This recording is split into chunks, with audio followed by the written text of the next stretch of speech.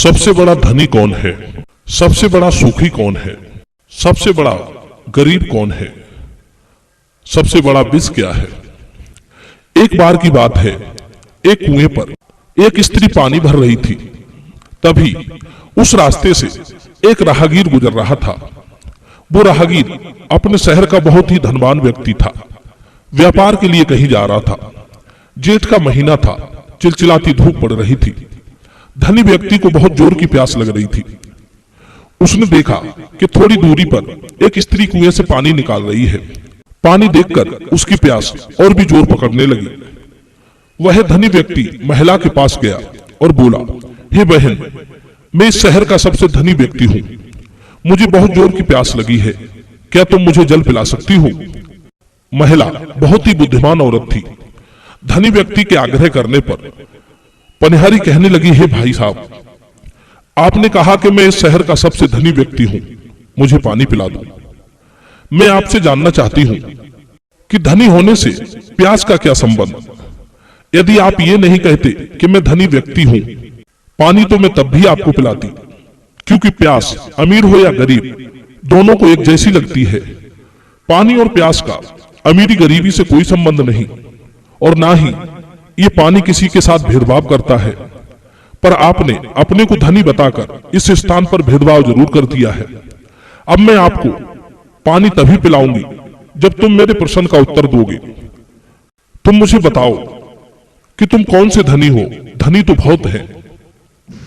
पनिहारी का प्रश्न सुनकर धनी व्यक्ति चुप हो गया और एक और हटकर खड़ा हो गया। थोड़ी देर में एक व्यक्ति और आया। वो भी कहने लगा, हे बहन, मैं बहुत गरीब आदमी हूं, मुझे बहुत तेज प्यास लगी है, मुझे पानी पिला दो। महिला ने उससे भी कहा, पानी तो हम पिला देंगे, परंतु तभी जब तुम ये बताओगे कि तुम कौन से गरीब हो। गरीब तो बहुत हैं। प्रश्न सुनकर वो भी एक और खड़ा हो गया। कुछ देर के बाद तीसरा व्यक्ति भी आया। हाथ जोड़कर बोला, बहन, मैं अपने गांव का सबसे सुखी व्यक्ति हूं, मुझे बहुत तेज प्यास लगी है, मुझे पानी पिला दो। औरत ने उससे कहा, सुखी तो बहुत हैं, तुम कौन से सुखी हो? जब तक तुम इस प्रश्न का उत्तर नहीं दोगे, हम तुम्हें पानी नहीं पिला सकते। अब वे तीनों सोचने लगे। इसका मतलब इसकी दृष्टि में न धनी धनी है, न सुखी सुखी है, और न गरीब गरीब है। तो फिर कौन है? अब वे तीनों एक जगह पर खड़े होकर सोच रहे थे कि प्यास बहुत जोर पकड़ रही है, पता नहीं ये स्त्री पानी पिलाएगी या नहीं। इसके प्रश्नों का उत्तर हम तो जानते नहीं हैं। तभी वहां पर एक सन्यासी आए। सन्यासी जी ने भी उसी तरह पानी का आग्रह किया। महिला ने उनसे भी एक प्रश्न पूछा कि पानी तो हम बाद में पिलाएंगे, पहले हमारे एक प्रश्न का उत्तर दे दो। महात्मा जी कहने लगे, पूछो। पनिहारी ने पूछा, हे महाराज, दुनिया में सबसे बड़ा विष क्या है? महात्मा जी ने मुस्कुराते हुए जवाब दिया, पुत्री, कामना ही सबसे खतरनाक विष है। जैसे जैसे व्यक्ति के जीवन में कामनाएं बढ़ती चली जाती हैं, वैसे वैसे उसका सुख चैन नष्ट होता चला जाता है और कष्ट और विपत्तियां उसे घेरती चली जाती हैं। किसी वस्तु की कामना उसे चैन से नहीं बैठने देती। एक वस्तु प्राप्त होने पर दूसरी की इच्छा होने लगती है, दूसरी की होने पर तीसरी की होने लगती है। इस तरह से कामनाएं बढ़ते बढ़ते विष का रूप ले लेती हैं और प्राणी मौत के मुंह में चला जाता है। एक बात याद रखना, जब तक कोई चीज हमें प्राप्त नहीं होती, वो तभी तक अच्छी लगती है। प्राप्त होने पर वही स्थिति हो जाती है जो पहले थी। इन कामनाओं की पूर्ति करते करते हम कब मुसीबत में फंस जाते हैं, हमें पता नहीं चलता। मित्रों, इस प्रकार महात्मा जी से उत्तर सुनकर पनिहारी बहुत संतुष्ट हुई और उसने महात्मा जी को पानी पिलाया। महात्मा जी ने उन तीन व्यक्तियों की ओर देखा जो वहीं पर प्यासे खड़े थे। उन्हें देखकर महात्मा जी बोले, बेटी, इन तीनों को पानी क्यों नहीं पिलाया? वो स्त्री कहने लगी, महाराज, इन तीनों व्यक्तियों ने मेरे प्रश्नों के उत्तर नहीं बता पाए, इसलिए इन्हें समझाने के लिए मैंने इन्हें यहाँ रोक कर रखा है। यदि पानी पिला देती तो ये तीनों पानी पीकर कब के यहाँ से चले जाते। धनी व्यक्ति की ओर इशारा करते हुए वो स्त्री बोली, महात्मन, इन्होंने मुझसे आकर कहा था कि मैं शहर का सबसे बड़ा धनी व्यक्ति हूँ, मुझे पानी पिला दो। तो मैंने इनसे कहा कि धनी तो बहुत है, तुम कौन से धनी हो? इन्होंने कोई उत्तर नहीं दिया।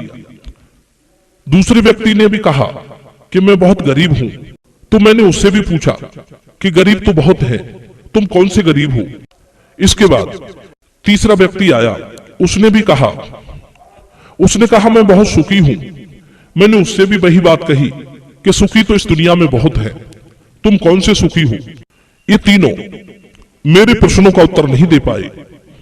महात्मा जी कहने लगे, सुनो, इन तीनों की ओर से मैं आपको उत्तर देता हूं।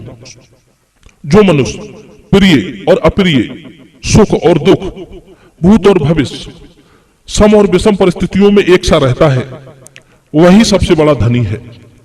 अक्सर होता क्या है कि सुख आने पर मनुष्य फूला नहीं समाता, सुख में वो दूसरों के कष्टों को नहीं समझ पाता और अहंकारवश किसी को समझता भी नहीं। दुख आने पर टूटकर बिखर जाता है, उसका धैर्य साथ छोड़ जाता है। कोई उसका प्रिय है तो वो उसके साथ अलग व्यवहार करता है, कोई अप्रिय है तो वो उसके साथ अलग तरह का व्यवहार करता है। इन परिस्थितियों में वो बदलता रहता है और जो नहीं बदलता वही धनी है।